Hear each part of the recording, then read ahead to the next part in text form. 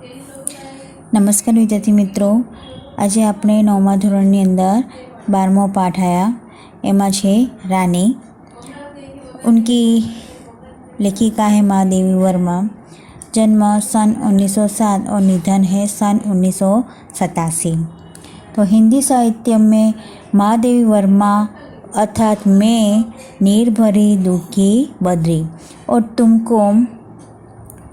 तुमको नींव में ढूंढा, तुम में ढूंढी पीड़ा कहने वाली सहृदय भावुक अत्यंत संवेदनशील और समग्र नींव सृष्टि पे अनुकंपान्वेषण करने वाली छायावादी युग की अप्रतिम रचनाकार। छायावादी युग के 4 स्तंभ गिने जाते हैं: प्रसाद, पंत, महादेवी और निराला। ये 4 स्तंभ हैं। इनमें प्रसाद के साथ सदैव इतिहास बोध रहा हो तो पंत प्रकृति के कोमल कांत पदावली के रचनाकार के रूप में पहचाने गए। निराला अपनी ओजस्विता और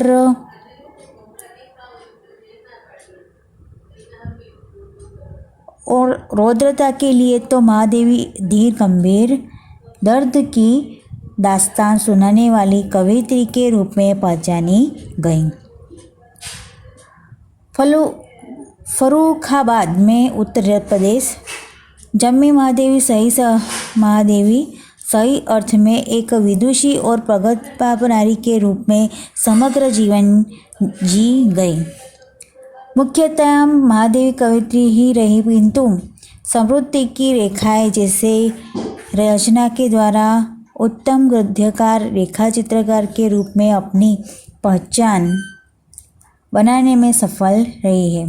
प्रयाग महिला विद्यापीठ की प्राचार्य और कुल गुरु के पद पर रहकर शिक्षा के क्षेत्र में आपने अनुपम योगदान दिया है।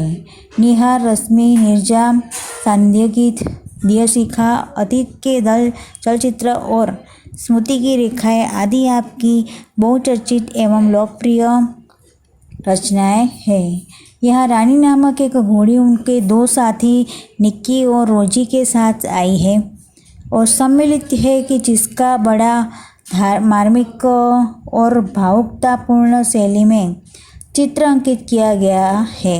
तो ऐसा लगता है यह नेवला, यह कुर्ती और यह घोड़ी हमारे सामने ही है। पशु, पंछी और निर्दोष बोले ऐसे प्राणियों के प्रति महादेव जी का स्नेह और प्रेम झलकता नजर आता है। तो रियासत होने के कारण इंदौर में शानदार घोड़ों और सवारों का आधिक्य था। इसके अतिरिक्त हम अंग्रेजों के बच्चों को छोटे टट्टुओं या सफ़ेद गधों, जिसकी जाति के संबंध में रामा ने हमारा ज्ञानवर्धन किया था। आधिक्य यानी कि अधिकता, ज्ञानवर्धन करना यानी कि ज्ञान बढ़ाना, जिज्ञासा यानी कि जानने की इच्छा। इन्हें गधों पे बैठकर प्रसन्नता से घूमते देखकर विश्वास करना कठिन या कि इन्हें दंड मिला है। दंड यानी कि सजा। रामा के पास हमारी जिज्ञासा यानी कि वधु, उनकी जो इच्छा है जानने की, वो का समाधान था। इन्हें विलायत में गधे पर बैठने का दंड देकर भारत भेजा गया है, क्योंकि वहाँ नहीं है। एक दिन हम तीनों ने बाबूजी को मौखिक स्मृति पत्र यानी कि मेमोरेंडम दिया कि हमारे पास छोटा घोड़ा न रहना अन्याय की बात है। यदि अन्य बच्चों को घोड़े पर बैठने का अधिकार है तो हमें भी वह अधिकार मिलना चाहिए। मौखिक यानी कि ज़बानी, विलायत यानी कि इंग्लैंड, स्मृति पत्र यानी कि याद दिलाना। यदि अन्य बच्चों को घोड़े पर बैठने का अधिकार है तो हमें भी अधिकार मिलना चाहिए। बाबूजी ने हंसते हुए पूछा, सफ़ेद टट्टू पे बैठोगे? सफ़ेद टट्टू पे बैठोगे? तुम कहो के साथ ठेल मठाल यानी कि भीड़-भाड़, धक्का मुक्की के उपरांत मैंने अगुआ होकर गंभीर मुद्रा में उत्तर दिया, सफ़ेद टट्टू तो गधा होता है जिस पर बैठा कर सजा दी जाती है। पता ही नहीं हमारे ज्ञान के वजस्त्र स्रोत रामा को बाबूजी ने डांटा था या नहीं, परंतु कुछ दिन बाद हमने देखा एक छोटा सा चॉकलेटी रंग का टट्टू आंगन के पश्चिम वाले बरामदे में बांधा गया है। बरामदा तो घोड़े बांधने के लिए बनाया ही नहीं गया था, अतः बाहर से टट्टू को लाने के लिए दीवार में एक नया दरवाज़ा लगाया गया और उसकी मालिश करने तथा खाने पीने घूमने आदि की उसकी देखरेख के लिए छुट्टन नाम का साइज रखा गया। छुट्टन नाम का साइज यानी कि घोड़े की देखभाल करने वाला।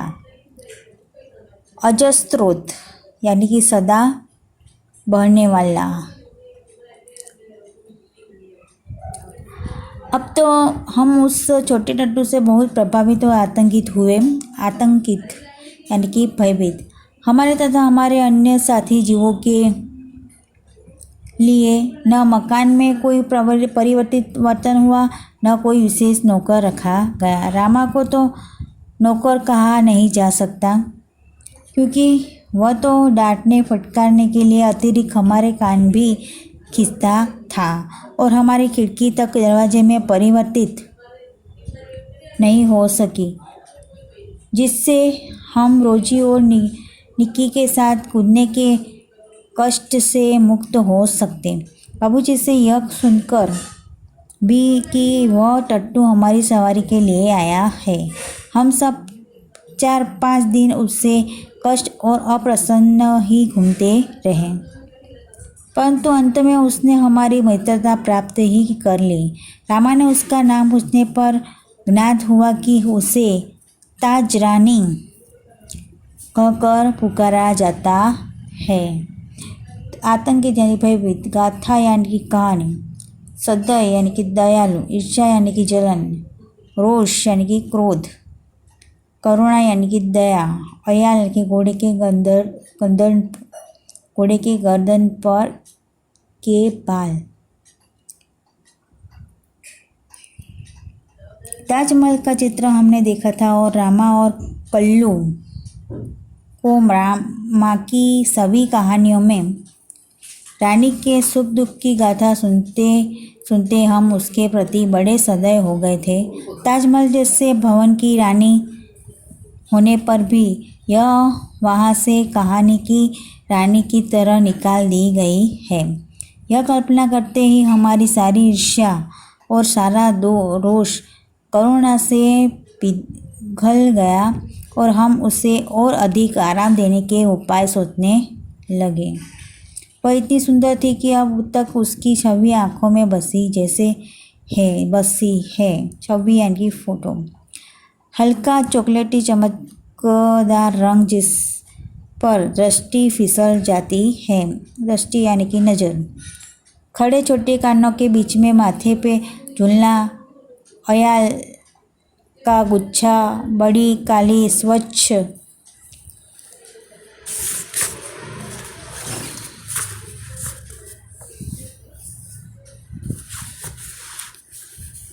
और पारदर्शी जैसी आँखें। पारदर्शी यानी कि जिसके आर पार देखा जा सके। लाल नथुने जिन्हें फुला फुला कर चारों ओर की गंध लेती रहती। उजले दांत और लाल जीभ की झलक देते हुए गुलाबी होठों वाला लंबा मुंह जो लोहा चबाते रहने पर भी शत विशत नहीं होता था। शत विशत यानी कि घायल। ऊंचाई के अनुपात में पीठ की चौड़ाई अधिक है। सुडौल मजबूत और पैर और सघन पूंछ तो मक्खियाँ उड़ाने के क्रम में मोरछल के समान उड़ती गिरती रहती थी। मोरछल यानी मोर की पूंछ से बना झाड़ू। उस समय यह सब ना समझने की बुद्धि नहीं थी, परंतु इतने दीर्घकाल के उपरांत भी स्मृति पट पर वे रेखाएं ऐसे उभर जाती है जैसे किसी अदृश्य स्याही से लिखे अक्षर अग्नि के ताप से प्रत्यक्ष होने लगते हैं। हम बार बार सोचते हैं कि हाँ, वह कुछ और छोटी क्यों न होती तो हम रोजी और निक्की के समान उसे भी अपने कमरे में रख लेते। रानी को अपने कमरे में ले जाना संभव नहीं था, अतः अस्तबल बना हुआ बरामदा ही हमारा अराजकता का कार्यालय बना। अराजकता यानी कि अव्यवस्था। बरामदा घोड़े बांधने के लिए तो बनाया नहीं था, अतः उसकी दीवार में एक खुली अलमारी और कोई आते ताक थे। उन्हीं में हमारा स्वेच्छा यानी कि अपनी इच्छा से विस्थापित यानी कि अपने स्थान से हटाया हुआ और शरणार्थी खिलौना का परिवार स्थापित होने लगा। रानी की गर्दन में झूल कर उसके कान और अयाल में फूल खोस कर और उसको बिस्कुट मिठाई आदि खिला कर थोड़े ही दिनों में हमने उससे ऐसी मैत्री कर ली कि हमें न देखने पर वह अस्थिर होकर पैर पटकने और हिनहिनाने लगती। आरूढ़ यानी कि सवार, बोध यानी कि ज्ञान। फिर हमारी घुड़सवारी का कार्यक्रम आरंभ हुआ। मेरे और बहन के लिए सामान्य छोटी पर सुंदर जीन खरीदी गई और भाई के लिए चमड़े के घेरे वाली ऐसी चीन बनवाई गई जिससे संतुलन होने पर भी गिरने का भय नहीं था। भय यानी कि डर नहीं था। बाहर के चबूतरे पर खड़े होकर हम बारी से रानी पर आरूढ़ होते और छुट्टन साथ दौड़ता हुआ हमें घुमाता। सवेरे भाई बहन घूमते और स्कूल में लौटने पर तीसरे पहर या संध्या समय मेरे साथ यह कार्यक्रम दोहराया जाता। परंतु ऐसी सवारी से हमारी विद्रोही प्रकृति कैसे संतुष्ट हो सकती थी। अस्तबल में रानी की गर्दन में झुककर तथा स्टूल के सहारे उसकी पीठ पर चढ़कर भी हमें संतोष न होता था। अंत में एक छुट्टी के दिन दोपहर में सबके जो जाने पर हम रानी को खोलकर बाहर से ले आए और चबूतरे पर खड़े होकर उसकी नंगी पीठ पर सवारी करके बारी से अपनी अधूरी शिक्षा पूरी परीक्षा लेने लगे। जो स्वाभाविक ही था कि ताज रानी हमारो अराजक प्रवृत्तियों से प्रभावित हो जाती। वास्तव में बालकों में चेतना के विभिन्न स्तरों का बोध न होकर सामान्य चेतना का ही बोध करा रहता है, अतः उनके लिए पशु पक्षी वनस्पति सब एक परिवार के हो जाते हैं। निकी रानी की पूंछ में से झूलने लगता था। रोजी इच्छानुसार उसकी गर्दन पे उछलकर चढ़ती और नीचे उड़ती थी और हम सब उसकी पीठ पर ऐसे गर्व से बैठते थे मानो मयूर सिंहासन पर आसीन है। सिंहासन यानी कि मोर के आकार का सिंहासन। रानी हम सबकी शक्ति और दुर्बलता जानती थी। उसकी नंगी पीठ पर अथाल पकड़कर बैठने वालों को वह दुल्की चाल से इधर उधर घुमाकर संतुष्ट कर देती थी। परंतु एक बार मेरे बैठ जाने पर भाई ने अपने हाथ की पतली संटी उसके पैरों में मार दी। चोट लगने से की तो संभावना ही नहीं थी, परंतु इससे न जाने उसका स्वाभिमान आहत हो गया था। कोई दुखद स्मृति उभर आई। स्मृति यानी कि याद। वह ऐसे वेग से भागी जमानो सड़क, पेड़, नदी, नाले सब उसे पकड़ बांध रखने का संकल्प यानी कि दृढ़ निश्चय। कुछ दूर मैंने अपने आप को उस उड़न खटोले पे संभाला, परंतु गिरना तो निश्चित था। मेरे गिरते ही रानी मानो अतीत से वर्तमान में लौट आई और इस प्रकार निश्चल खड़ी रह गई, जैसे पश्चाताप की प्रस्तर प्रतिमा हो। साथियों की चीख पुकार से सब दौड़े और फिर बहुत दिनों तक मुझे बिछाने पर पड़ा रहना पड़ा।